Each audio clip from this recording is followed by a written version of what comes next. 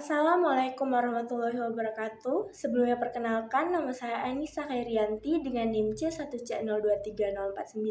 Di sini saya akan menjelaskan materi mengenai sistem, stat sel, kendala, dan penggolongan pajak. Materi ini saya ambil dari mata kuliah perpajakan 1 untuk memenuhi nilai pada semester 2 kali ini. Masuk pada pembahasan pertama mengenai stelsel pemungutan pajak. Pajak merupakan satu sistem yang diatur dalam undang-undang. Salah satunya juga mengatur tata cara pemungutan. Stelsel pajak merupakan sistem pemungutan pajak yang digunakan untuk menghitung besarnya pajak yang harus dibayarkan oleh wajib pajak. Pemungutan pajak dapat dilakukan dengan stelsel yang terdiri dari 3 jenis. Yang pertama ada stelsel nyata, yang kedua stelsel anggapan, dan stelsel campuran. Yang pertama, mengenai stelsel nyata merupakan salah satu jenis pemungutan pajak yang didasarkan pada objek atau penghasilan yang diperoleh sesungguhnya atau penghasilan nyata untuk pajak penghasilan. Mengetahui dengan kondisi demikian, pemungutan pajak baru dilakukan pada akhir tahun. Dengan begitu, penghasilan yang sesungguhnya dapat diketahui kemudian atau disebut sistem pemungutan pajak di belakang. Kelebihan dari stelsel ini adalah pajak yang digunakan lebih realistis, yaitu sesuai dengan besarnya pajak yang sesungguhnya terutang, karena pemungutan pajak dilakukan setelah tutup buku. Dengan demikian, penghasilan sesungguhnya akan diketahui dengan sistem ini. Sedangkan kelemahannya adalah pajak baru dapat dikenakan pada akhir periode atau setelah penghasilan real diketahui. Padahal pemerintah lebih dahulu membutuhkan penerimaan pajak ini untuk pengeluaran sepanjang tahun dan tidak hanya pada akhir tahun. Yang kedua ada stelsel anggapan. Jenis pemungutan pajak ini yang didasarkan pada anggapan yang diatur oleh undang-undang. Anggapan yang dimaksud di sini dapat bermacam-macam sesuai dengan jalan pikirannya, tergantung pada peraturan perpajakan yang berlaku. Dengan demikian, maksudnya adalah stelsel ini menerapkan sistem pemungutan pajak di depan atau forheading, misalnya penghasilan suatu tahun pajak dianggap sama dengan tahun sebelumnya, sehingga pada awal tahun pajak telah dapat ditetapkan besarnya pajak yang terutang untuk tahun pajak berjalan. Keunggulan dari stelsel ini adalah pajak dapat dibayar selama tahun berjalan tanpa harus menunggu pada akhir tahun. Sedangkan kelemahan stelsel ini adalah pajak yang telah dibayar wajib pajak tidak berdasarkan pada keadaan sesungguhnya. Yang ketiga ada stelsel campuran. Jenis stelsel ini merupakan kombinasi antara stelsel nyata dan stelsel anggapan. Pada awal tahun, besarnya pajak dihitung berdasarkan suatu anggapan. Kemudian akhir tahun, besarnya pajak disesuaikan dengan keadaan sebenarnya. Apabila kenyataan besarnya pajak lebih besar daripada pajak menurut anggapan, maka wajib pajak harus menambah pembayaran. Sebaliknya, apabila besarannya pajak menurut kenyataan lebih kecil daripada pajak anggapan, maka wajib pajak dapat meminta kembali kelebihannya atau dapat dikompensasi. Kelebihan dari stelsel ini adalah pemungutan pajak sudah dapat dilakukan pada awal tahun pajak, dan pajak dipungut sesuai dengan besarnya pajak yang sesungguhnya terutang. Kelemahan dari stelsel ini adalah adanya tambahan pekerjaan administrasi karena perhitungan pajak yang dilakukan 2 kali, yaitu pada awal dan akhir tahun.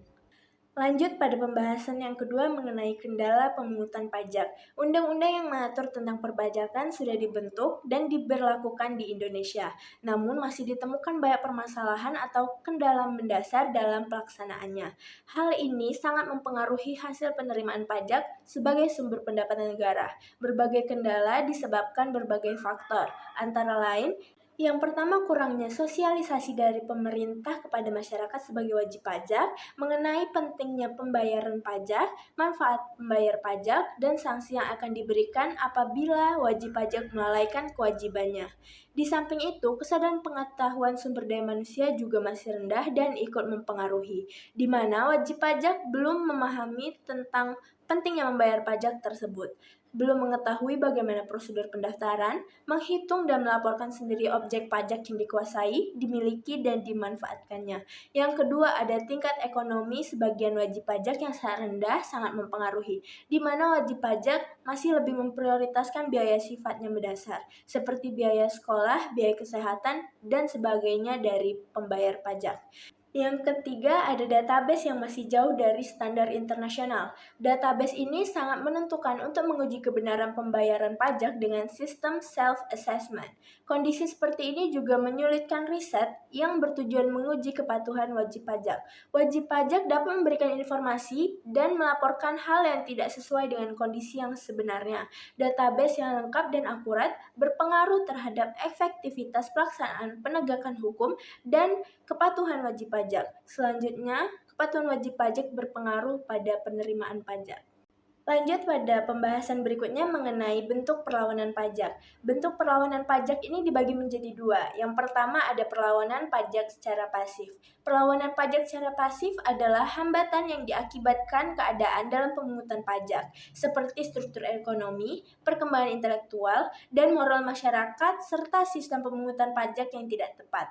Ini berarti masyarakat tidak melakukan usaha atau perbuatan secara nyata untuk menghambat pelaksanaan pemungutan pajak. Yang kedua ada perlawanan secara aktif. Perlawanan pajak secara aktif adalah semua usaha atau perbuatan nyata, secara langsung maupun tidak langsung, ditunjukkan terhadap pemungut pajak dan bertujuan untuk menghindari pajak usaha. Yang dimaksud yaitu yang pertama, menghindari pajak usaha atau perbuatan yang secara sadar tidak melakukan hal-hal yang dikenakan pajak. Usaha ini secara hukum dapat dibenarkan oleh pemerintah. Usaha ini biasanya dilakukan dengan penahanan diri atau mengurangi dan menekankan konsumsinya terhadap barang-barang yang dikenakan pajak. Contohnya, pajak atas cukai tembakau yang dapat dihindari oleh seseorang dengan tidak atau mengurangi konsumsi rokok, atau merokok yang memiliki kadar pajak atas cukai tembakau rendah, misalnya rokok kretek. Yang kedua ada melalaikan pajak. Pada hakikatnya, melalaikan pajak adalah usaha untuk menolak membayar pajak yang telah ditetapkan. Tindakan ini juga termasuk menolak memenuhi formalitas yang harus dipenuhi sebagai wajib pajak. Usaha ini umumnya berupa menggagalkan pemungutan pajak dengan menghalangi penyitaan dengan cara menyeludupkan barang-barang yang dapat disita oleh fiskus, seperti perubahan perusahaan pribadi menjadi perseroan atau menjual dan memindah tangankan barang-barang yang akan disita, serta sanggahan atau proses terhadap pengadilan negeri. Yang ketiga ada mengelak atau menyelundupkan, yaitu suatu bentuk perbuatan pura-pura atau simulasi di mana wajib pajak yang menyembunyikan keadaan sebenarnya, seperti mengajukan pernyataan yang tidak tepat atau memberikan data yang tidak benar. Pengelakan pajak ini terutama dilakukan dengan cara mengabaikan formalitas, memalsukan dokumen, dan mengisinya secara tidak lengkap. Model pengelakan ini biasanya dilakukan oleh perusahaan yang telah menggunakan sebaik-baiknya peluang akibat ketidakjelasan dari bunyi undang-undang atau memiliki hubungan khusus dengan fiskus. Selain itu, wajib pajak biasanya juga menggunakan kebebasan sebagai upaya untuk menggelakkan pajak. Masuk ke pembahasan selanjutnya mengenai pihak yang terkait dengan perpajakan. Berikut ini beberapa pihak yang terkait dengan perpajakan. Yang pertama adalah negara. Negara bertugas sebagai organisasi politik yang menyelenggarakan kehidupan berbangsa serta bernegara. Dalam menjalankan fungsinya, negara membutuhkan adanya dana untuk menjalankan kegiatan organisasi. Pajak adalah satu sumber finansial untuk negara. Oleh sebab itu, negara mempunyai hak untuk memaksa warga negaranya untuk membayar pajak melalui sistem perundang-undangan. Kewenangan ini sangat dibutuhkan karena tidak semua warga negara memiliki kesadaran untuk membayarkan kewajibannya. Yang kedua ada badan atau lembaga atau institusi. Adalah yang menjalankan kegiatan usaha sebagai pendukung dari perekonomian suatu negara, baik yang milik negara ataupun milik swasta.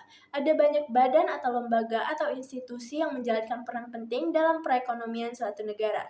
Sesuai dengan Undang-Undang Dasar 1945 Pasal 33 Ayat 3 yang menegaskan bahwa bumi, air, dan kekayaan alam yang terkandung di dalamnya dikuasai oleh negara dan dipergunakan untuk sebesar-besarnya kemakmuran rakyat. Maka dari itu, setiap badan atau lembaga atau institusi yang melakukan eksplorasi alam di Indonesia memiliki kewajiban untuk mengembalikan bagian penghasilan dan keuntungannya sebagian yang diperoleh ke negara dalam wujud pajak. Kemudian, negara akan menggunakan dana tersebut untuk kepentingan rakyat. Yang ketiga ada warga negara atau perseorangan.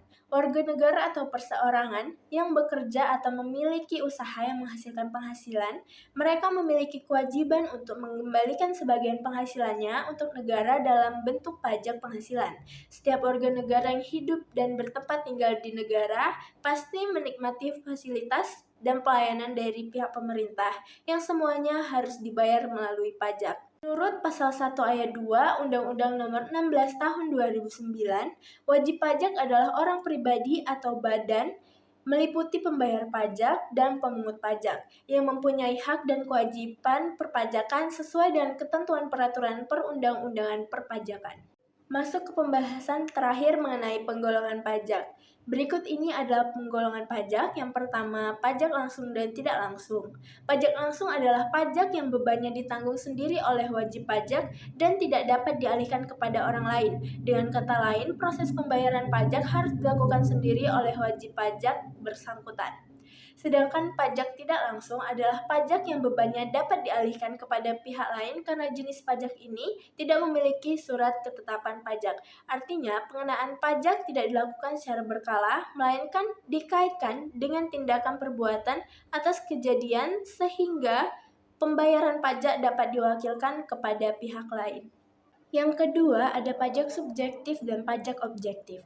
Pajak subjektif adalah pajak yang berpangkal pada subjeknya, sedangkan pajak objektif berpangkal kepada objeknya. Suatu pungutan disebut pajak subjektif karena memperhatikan keadaan dari wajib pajak. Contoh, pajak subjektif adalah pajak penghasilan atau PPh yang memperhatikan tentang kemampuan wajib pajak dalam menghasilkan pendapatan atau uang. Pajak objektif merupakan pungutan yang memperhatikan nilai dari objek pajak. Contoh pajak objektif adalah pajak pertambahan nilai atau PPN dari barang yang dikenakan pajak. Yang ketiga ada pajak pusat dan pajak daerah. Pajak pusat adalah pajak yang dipungut dan dikelola oleh pemerintah pusat. Dalam hal ini, sebagian besar dikelola oleh Direktorat Jenderal Pajak atau DJP. Hasil dari pungutan jenis pajak ini kemudian digunakan untuk membiayai belanja negara seperti pembangunan jalan, pembangunan sekolah, dan bantuan kesehatan serta yang lainnya. Proses administrasi yang berkaitan dengan pajak pusat dilaksanakan di Kantor Pelayanan Pajak atau KPP atau Kantor Pelayanan Penyuluhan dan Konsultasi Perpajakan atau KP2KP dan Kantor Wilayah Direktorat Jenderal Pajak serta Kantor Pusat Direktorat Jenderal Pajak. Berbeda dengan pajak pusat atau nasional, pajak daerah merupakan pajak-pajak yang dipungut dan dikelola oleh pemerintah daerah baik di tingkat provinsi maupun kabupaten atau kota. Hasil dari pungutan jenis pajak ini kemudian digunakan untuk membiayai belanja pemerintah daerah. Proses administrasinya dilaksanakan di kantor Dinas Pendapatan Daerah atau kantor pajak daerah atau kantor sejenis yang dibawahi oleh pemerintah daerah setempat.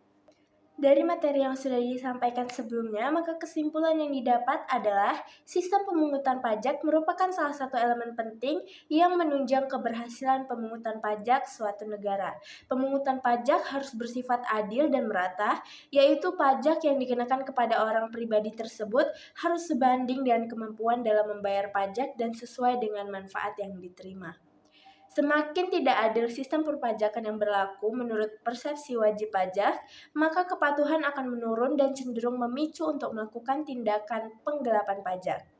Mereka melakukan penggelapan pajak dikarenakan bahwa pajak yang dipandang sebagai suatu beban yang akan mengurangi kemampuan ekonomisnya. Seharusnya semua pendapatan negara yang berasal dari pajak harus digunakan untuk membiayai semua pengeluaran umum.